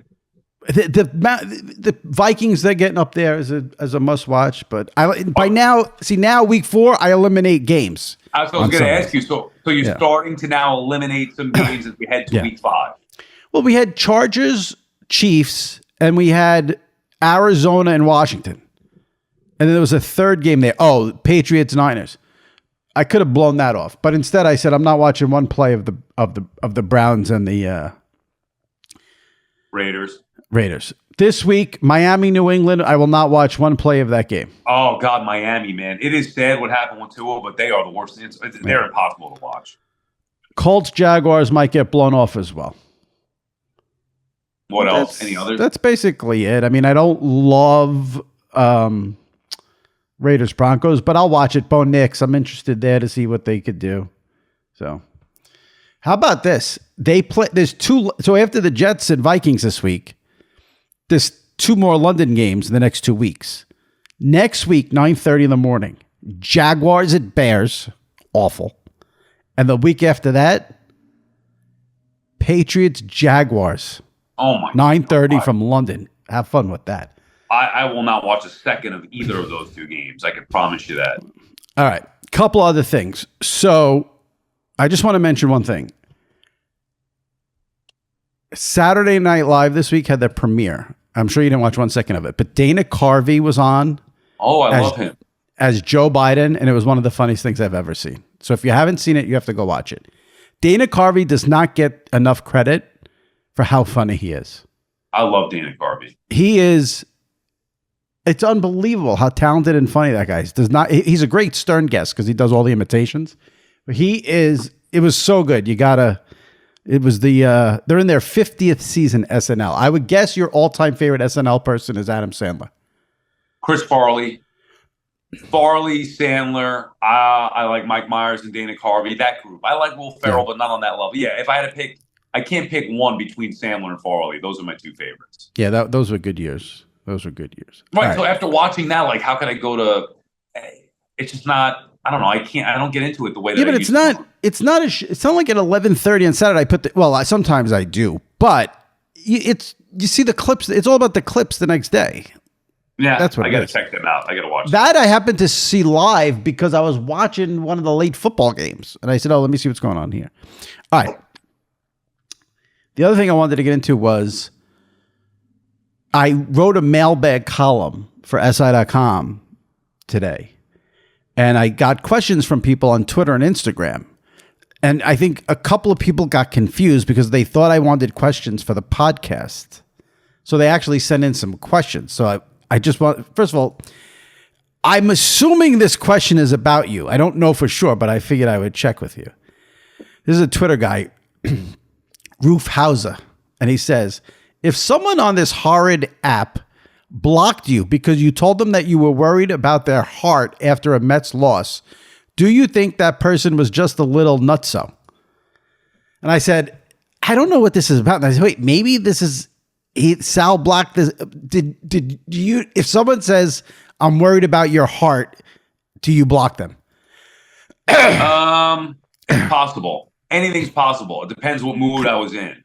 I would, if it did happen, by the way, it was a while ago because I think it was a while. I haven't looked at comments like that in a while. And I can't remember the last time I blocked or even muted somebody. So, but yes, very possible that comment, which was like I'm sure there was a reason for it, but yes, it's possible. I muted like 50 people this week because I posted clips of Dog during the Braves Met game on Monday because he had a couple of great calls. And, people will be like, this guy's a clown or no one likes this guy. And I just mute all right. Yeah. And then at Bronx Matthew said, let's say John Sterling was just nominated for the Hall of Fame. What is his best call? For Sal, Gary Cohen was also nominated. What's his best call? So I was trying to think, I can't think of one Sterling call. I actually remember, and I don't think a lot of people do. I remember the first time he started with the nicknames was a Bernie Williams home run during an afternoon game in Minnesota, and he came up with the Burn Baby Burn. And this was probably back in 96 when they were starting their run with Torrey and before the Yankees were like the juggernaut. That one always stands out to me. Now, believe it or not, my all-time favorite Yankee call comes from Gary Thorne. Huh. 95 playoffs against the Mariners at the old stadium. Mattingly hit a home run. And Gary Thorne says, hold on to the roof. That's my all-time favorite Yankee call. I couldn't pin one down for the Burn Baby Burn. The first one in Minnesota was probably my favorite. Do you have a favorite? Go ahead. I'd be curious to know Sterling's call on that Mattingly, because you're right. That is a great moment and great call. Hold on to the roof. Did Sterling have a good He call might on not that? have been doing the play-by-play for that. That could have been Kay, because back then they would switch off. So I can't pick just one, although I will say, and here's the other trick, that Sterling, because he was a radio guy, had the majority of all the postseason moments, especially after Kay. Where Gary Cohen, once he moved from radio to TV, doesn't get the postseason moments. Right. So I would say off the top of my head, and there are a lot of great ones. It's impossible to pick one, but the one where Piazza, do you remember the 10-run comeback, whatever, against the Braves? It was regular season, July of 2000. I want to say it could have been June, whatever. The regular season, Mets were down big to the Braves. They came all the way back, and Piazza punctuated it with a home run. I'm pretty sure that call was, Gary Cole. When he gives you the double, it's out of here, it's out of here. The double, it's out of here, or the double out of here is my favorite Gary Cole. Got it. All right. And then I got a question on Instagram from someone I believe you know, Sam Pepper. Yes. I worked with, you know who Sam is or no? Can I explain real quick? Go ahead. He is, I used to work with him at SNY. Yeah. He's a producer now for a lot of the Manning stuff. With the Netflix. Remember Omaha Productions. Yeah, I was saying who would watch this show? And then I was like, oh shit, I forgot Sam. My friend works on the show, so they're great. You should definitely watch those shows. I love those shows. Omaha, right? Omaha. I get in trouble with that all the time. He said, can you give Sal the first name and last initial of every president and see if he can name them? I don't know if I could do that. Yeah, I'm not. The first name and last initial? Yeah, so like Ronald R. Reagan. Right. Yeah. It probably is one of the few. You definitely could stump me with, I'm sure. How many are there? 50 what? I don't know. Oh, okay. Oh, all right. We got you with one. Wasn't it Trump saying he was a 54? Oh, yeah. He was 45. Oh, 45. Okay, 45. Right. So then Biden's 46. Okay, so we're at 46. So 46. Okay. Yeah. I don't know if I can name them all, although you think about it. I'll go back to the first George Bush or Reagan. Well, you would know Jimmy C. Jimmy Carter. Gerald F. Gerald Ford. Richard N. Richard Nixon. Yeah, so you go. Okay. Dwight E. Eisenhower. Okay, so you know. Don't ask me the vice presidents. I have no idea. You could say their names, and I wouldn't even know. I'm not a politics guy. What do you want me to tell you? No, listen. I'm just the guy asked a question. I didn't go through the whole list, but I think you did well. The best was the text that you showed me from our mutual friend that said yes, Sal, who the current vice president is. Oh yeah. He's like, but yeah, you talk about, the main event from 1988 or whatever with Andre and Hogan. Yeah, that's where you're probably. Speaking of politics, did you see that the NFL trade deadline is on election day? Can you imagine that? Can you imagine what that day is going to be like? I'm hoping to just get caught up in the NFL chaos myself. Well, I understand that, but I'm just saying it's going to be election day, so you're going to be flooded with that no matter what. Would a fly come into your office? November 5th? Whatever that Tuesday is, the 3rd or the 5th? Yeah, the 5th, okay. Yeah. And you got MLB free agency taking place. Got to be careful. The fake accounts on Twitter that day will be tremendous. I can't wait for that. I love the fake accounts. All right, Sal. Well, listen, next week. Did you already give your thoughts? I thought we discussed it. I finished it myself. You saw all 6? Oh, yeah, okay. So we did that. Did we not discuss it on the pod? We did, but I don't think at that point. I don't know if you finished it. I definitely did not finish it at that point. Okay, because I just did a whole half hour with David Shoemaker from The Ringer, who's on it. So what do you say? I said everything I had to say. What you give us? What your take is. No, I mean it's fine. I thought it was okay. I mean, I didn't learn a ton. It was, it was fine. I don't think it was great. I enjoyed some of it, some reliving, but I didn't think it was great. What's been the common take on it? Well, the makers of it really got screwed. That they're in the middle of this, and then he gets hit with that lawsuit. All right, but And he said, and what Shoemaker told me was they had 2 more days of interviews with Vince scheduled, and he canceled them after the lawsuit. And after the lawsuit, Linda canceled her interview. Stephanie canceled her. Like, they wouldn't talk anymore after that lawsuit came out. The whole thing is weird. But like, it killed the whole show then. A lot of the stuff was just rehashing stuff where, I don't know. I'll tell you one thing. I don't want to start trouble. Your guy is so awful on every level. I will admit, I thought Hogan actually came across worse than Vince in some regards in that particular doc. Ratting out Jesse Ventura for trying to form a union. And there was one other thing he ratted out about. What was the other thing? The David Schultz, Dr. D. David Schultz in 2020 and John Stossel, that whole thing. Well, how about just leaving Vince to a point where the guy that I love the most, and it's been consistent, the more I watch him, the more I love him, is Shane. Right. Shane's the one guy who seems like a good-hearted, smart individual. 100%. And when he said, like, he never forgave Hogan really, or never forgot, like, that was a shady thing that he did to leave, that's messed up, man. That kind of was dirty that Hogan left. Again, once I saw that tape of Hulk Hogan in bed with his best friend's wife after he had relations with her and was dropping the N-word left and right, I wish they didn't interview him, but I guess they had to.